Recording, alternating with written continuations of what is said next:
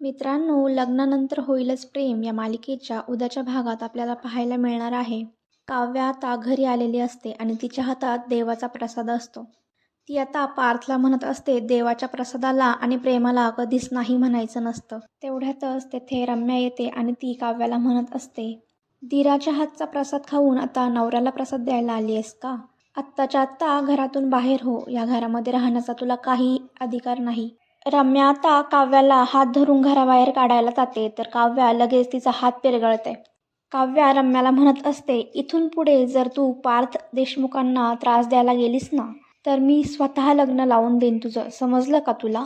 आता दुसरीकडे आपण पाहणार आहोत, नंदिनीला भेटायला वकील आलेले असतात आणि ते तिला म्हणत असतात, जर लवकरात लवकर डिवोर्स पाहिजे असेल तर जीवा देशमुखांची सही आणि संमती दोन्हीही लागेल. पसारेवाला ही सही आणि संमती तुम्हाला देईल असं मला तरी वाटत नाही चकाचक बाई. हे ऐकून मात्र नंदिनी खूप शॉक होते आणि ती वकिलांकडे आता पाहतच राहते. तर मित्रांनो, मालिकांच्या अशाच नवनवीन अपडेट्ससाठी या चॅनलला सबस्क्राईब नक्की करा.